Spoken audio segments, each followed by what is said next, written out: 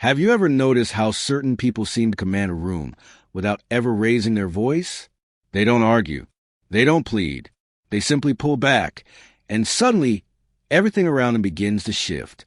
The energy changes. People start to question, to pursue, to feel the weight of the absence they never noticed before. Now imagine if you learned to do the same. If instead of reacting impulsively, you chose to respond with silence. If instead of meeting force with force, you chose to step back, not in fear, but in mastery, what would happen? That's exactly where the real power lies. When you stop offering your emotional, physical, and psychological availability to everyone, the world around you falters. Because people have been conditioned to control you through your reactions, your predictability, your need to be understood. But the moment you choose silence over reaction, the moment you retreat with consciousness rather than collapse with exhaustion, the entire game changes. And those who once thought they knew you will realize they never did.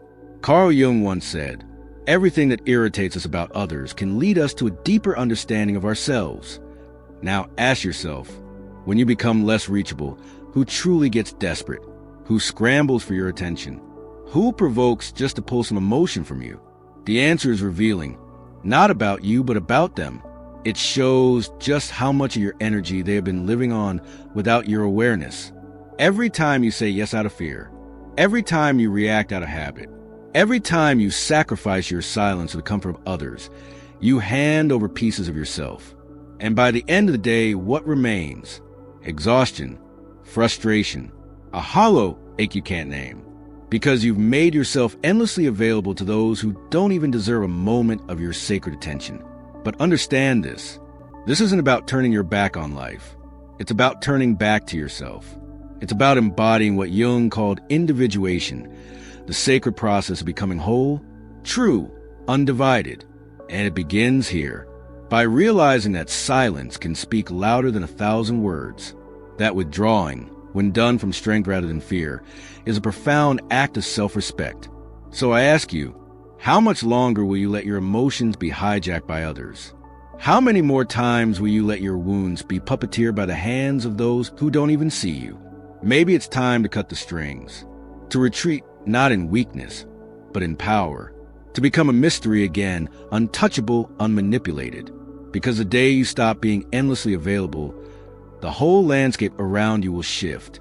Since childhood, you've been conditioned to always show up, to answer quickly, to smile, to agree, even when everything inside you was screaming no. You were taught that your worth was measured by your availability. But here's a truth few ever dare to tell you. Excessive availability is not kindness, it's captivity. As long as you believe you must be accessible at all times, emotionally, mentally, physically, you will continue to be drained, discarded, and forgotten the moment you stop being useful. Why? Because anything that is always available is taken for granted. Predictability invites exploitation. People begin to see you not as a human being, but as a button to be pressed for comfort, validation, distraction. And because you've been trapped in the illusion that constant giving will eventually earn you loyalty, you don't see it happening. But loyalty does not come from being needed. It comes from being respected. Carl Jung spoke of the persona, the mask we wear to be loved, accepted, validated. And it is this very mask that traps you in perpetual availability. You say you're fine when you're drowning. You answer every call, every message, even when your soul is begging for silence. You explain yourself, defend yourself, apologize for your own existence. But the brutal truth is this. The more you build your life around other stages, the more you vanish from your own. Being perpetually available is nothing less than self-betrayal dressed up as virtue. It is an unconscious attempt to control the narrative others hold of you, to keep yourself safe from abandonment by abandoning yourself first. But this false control demands an unbearable price. Your peace, your vitality, your soul. And you must remember, your energy is not infinite. It is a sacred, limited resource. It deserves to be guarded like treasure, not handed out like spare change. There are people who don't truly want you. They want what you provide. Validation, company, a distraction from their own emptiness, an emotional bandage for wounds they refuse to heal themselves. But the moment you shift, the moment you draw a boundary, the moment you refuse to react as you once did, something remarkable happens. They don't thank you. They attack you. They call you cold. They say you've changed. But the truth is, you didn't change. You stopped being convenient. And here's one of the hardest truths you'll ever face. The more available you are, the less others value you. Because anything too abundant becomes invisible, taken for granted. People don't cherish what costs them nothing to access. No one treasures what they never had to earn. So pause and reflect. Who truly deserve your time? Your energy? Your sacred presence? Or perhaps the more powerful question is, who deserve your absence? But before you can answer that honestly, we must uncover a deeper layer. Why do we react so easily? Why do we rush to explain, to justify, to seek peace at any cost? Carl Jung pointed us to the answer: psychic energy. And that is what we must understand now, because your psychic energy is all you truly own. And if you do not learn to protect it, the world will gladly devour it without mercy. Jung didn't see the human mind as a mechanical device reacting blindly to life's provocations. He saw it as a living, dynamic energy system. Every thought, every emotion, every small choice siphons off some of your vital force. And the real question is, are you directing that energy with awareness? Or are you letting it be stolen, piece by piece, by the chaos around you?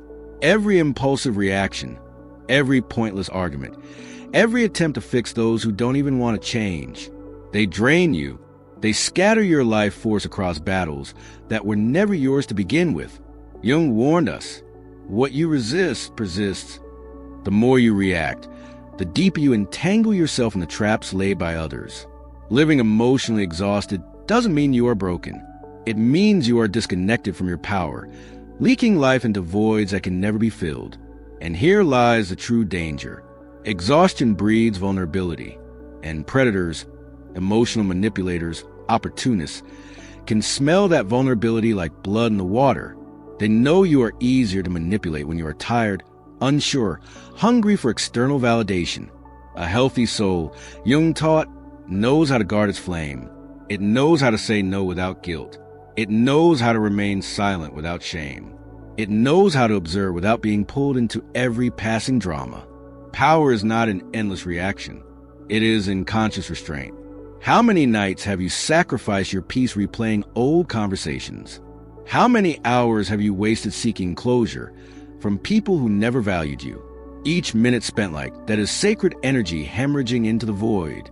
You resurrect ghosts that should have been laid to rest. You breathe life into toxic dynamics that only survive because you keep reacting. Understand this. Your psychic energy is your silent authority. When you protect it, you gain an undeniable presence. You enter a room, and without uttering a word, the energy bends around you, not through force, but through gravitas. But when you scatter it, through constant reaction, through unconscious giving, you become fragile, reactive, invisible. And the brutal reality is, the world shows little mercy for those who refuse to guard their spirit. You must begin to notice what triggers you, what pulls you off center. These are the cracks in your fortress, and they must be repaired if you ever want to be free. You don't need to become cold. You need to become sovereign. Jung taught a profound truth. When you conserve your psychic energy, you break the invisible chains that others have subtly wrapped around you. And not everyone will celebrate your awakening, because when you stop playing the game, you force them to face their own hollowness. You are stepping now into a shadowed realm, a space where silent manipulation thrives, but also where silent freedom is born. Get ready, because what comes next will reveal the hidden mechanisms that have been draining you for far too long, and how your conscious withdrawal can collapse their illusions like a house of cards. You thought you were in control. You thought your reactions were conscious choices. But the truth is darker and far more liberating once you see it. Most of your emotional reactions were programmed into you. And those who understood this have been pushing your buttons all along, not by shouting, not by threatening, but simply by pressing where you left yourself unguarded. And every time you reacted, Carl Jung taught that projection is one of the mind's oldest tricks, a way we avoid seeing what is hidden within ourselves by casting onto others. But there's a darker layer to this phenomenon most never realize. While others project onto you, you unconsciously agree to carry those projections. You become a blank canvas for their unmet needs, their fears, their fantasies, their inner chaos. Think about it. The friend who only reaches for you when their world falls apart. The partner who demands you save them over and over. The boss who notices you only when you serve their goals. They're not connecting to the real you. They're connecting to the role you unknowingly agreed to perform. And why do you say yes to these roles? Because deep down you're afraid. Afraid of being a disappointment. Afraid of being left behind. Afraid that without their approval, you won't be loved. The most insidious form of manipulation doesn't need violence or force. It works silently through guilt. When you start believing that your worth is measured by how much of yourself you sacrifice, you've already stepped into the trap. And here's the brutal truth. Manipulators don't need to control you. They only need you to keep reacting exactly as you always have. But everything changes the moment you stop reacting. When you say no instead of explaining. When you offer silence instead of justification. When you withdraw instead of pleading to be understood. The mask they placed on you, the version of you they depended on, begins to crumble. And that terrifies them. Because now, they're forced to face the emptiness they spent a lifetime escaping. Your unavailability becomes a mirror they cannot shatter, a mirror they cannot silence, a mirror that forces them to see the very parts of themselves they spent years denying. That's why the backlash begins. The guilt trips, the emotional storms, the accusations that you have changed, not because you did anything wrong, but because you refuse to keep playing the part that kept them comfortable. Jung warned us, we do not become enlightened by imagining figures of light, but by making the darkness conscious. And when you refuse to react, when you deny others the right to cast their unresolved shadows onto you, their darkness surfaces, raw, exposed, desperate. And for many, that is unbearable. But the real question is, are you ready to withstand what follows? Are you ready to endure the loneliness of choosing yourself? The misunderstanding from those who only loved your obedience? The accusation from those who mistake your growth for betrayal? Because it is within that silence, that hollow, uncomfortable space, that a new kind of power begins to emerge. In the next part, we will dive deeper. You'll discover why true silence is not weakness. It's the ultimate disruption of old games. It's the magnetic energy that bends a room around you without a single word spoken. Prepare yourself. Your transformation is just beginning. The modern world is addicted to noise, to shouting louder, reacting faster, debating more furiously. Everyone rushes to speak. Few dare to be silent. But there is an ancient, forgotten power, the power of conscious silence. Not the silence of fear, not the silence of submission, the silence of absolute mastery, a silence that is not emptiness, but amplified presence. Carl Jung understood, silence is not the absence of sound. It is a fertile soil where true awareness is born. When you stop reacting, you begin to see. You see patterns you were blind to before. You see the manipulation dances. You see the emotional hooks. You see where your life force was leaking away, unseen, unprotected.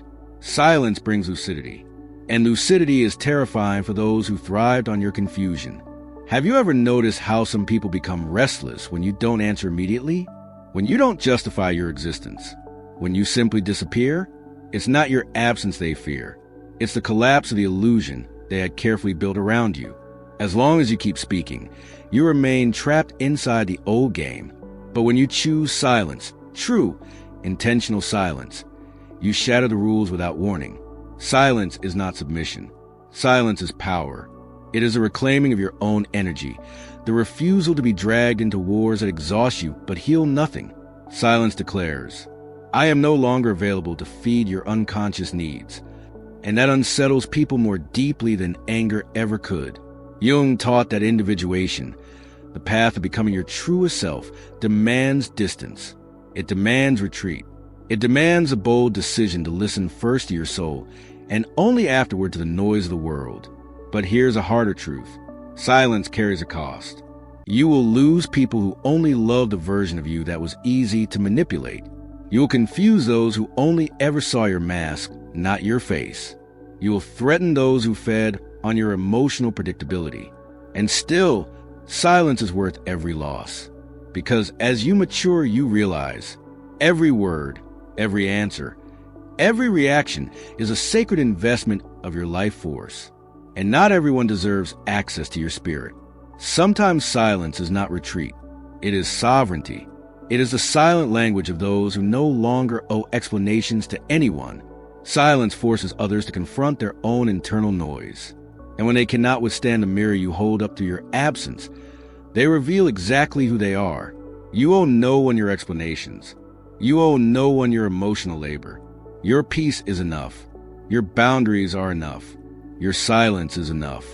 Those who feel threatened by your absence show you they were never truly with you. Those who respect your silence show you they belong in your future. The most potent silence is not the one that punishes others. It is a silence that rebuilds you from within. The silence where you finally hear your own voice, clear, untamed, sovereign. And once you reconnect with your own voice, the world will never again be able to command you the way it once did.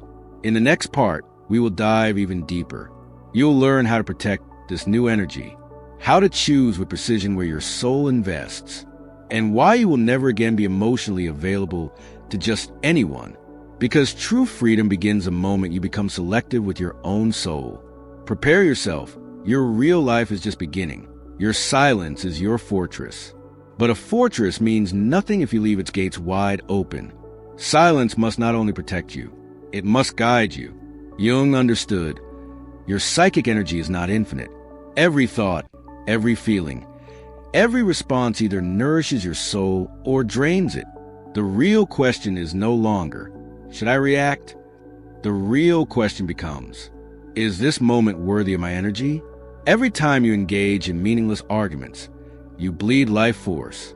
Every time you explain yourself to people who refuse to understand, you betray your center. In solitude, you shed the skin of who you were taught to be, and finally grow into who you were always meant to become.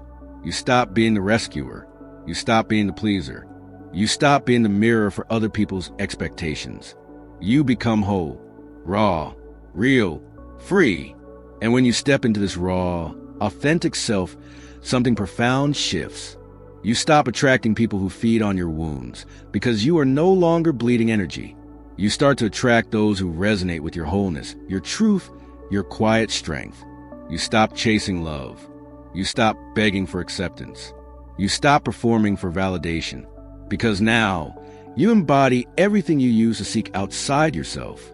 You radiate love, not as a transaction, but as a natural extension of your fullness.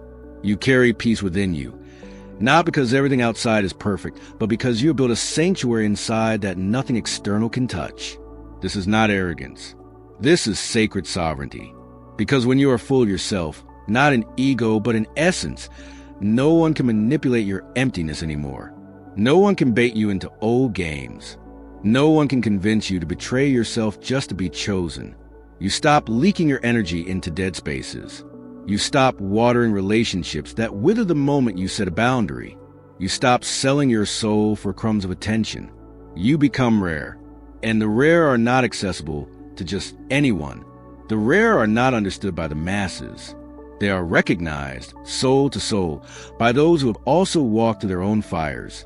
This path is not easy. It requires that you endure loneliness without rushing back into old patterns. It demands that you sit with your discomfort until it becomes your strength. It calls you to trust silence more than applause, solitude more than superficial connections. But it is the only path that leads to real freedom. Freedom from the lies you were taught about worth. Freedom from the cages you built with your own hands. Cages made of yes when you wanted to scream no. Freedom from living for others' validation. When you were born to live from your own soul. Yes, the price is high, but the cost of staying imprisoned is far higher. Because once you taste the serenity of being aligned with yourself, you will never again exchange it for the chaos of belonging to people who never truly saw you. Choosing yourself is not selfish. It is an act of sacred rebellion. It is survival at the highest level, survival of your true spirit. Your time is sacred. Your energy is sacred. Your peace is sacred. And not everyone deserves access to them. You will see people fall away, some quietly, some with rage. Let them fall. You were not made to fit into every story. You were made to write your own. Carl Jung reminds us, your vision will become clear only when you look into your heart. Who looks outside dreams. Who looks inside awakens. When you finally stop seeking permission to exist, when you finally stop asking others if you're enough, when you finally stop explaining why you choose yourself, you step into a rare, untouchable power. Those meant for your life will meet you at your level of wholeness, not by force, not by fear, but by resonance. And those who fall away, they were never loving you. They were loving the version of you that served their comfort. Now you serve your soul. And that, my friend, changes everything. So today, take a breath. Feel your own heartbeat.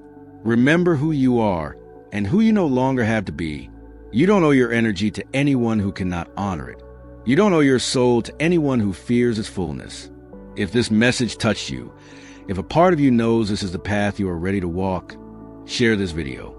Let's create a movement, a wave of people choosing authenticity over approval, peace over noise, soul over survival. Write in the comments, I choose my peace. Let's remind the world that the greatest love story you will ever live is the one you write with yourself. Herb. And remember, your journey has only just begun. The best is yet to come. I'll meet you there.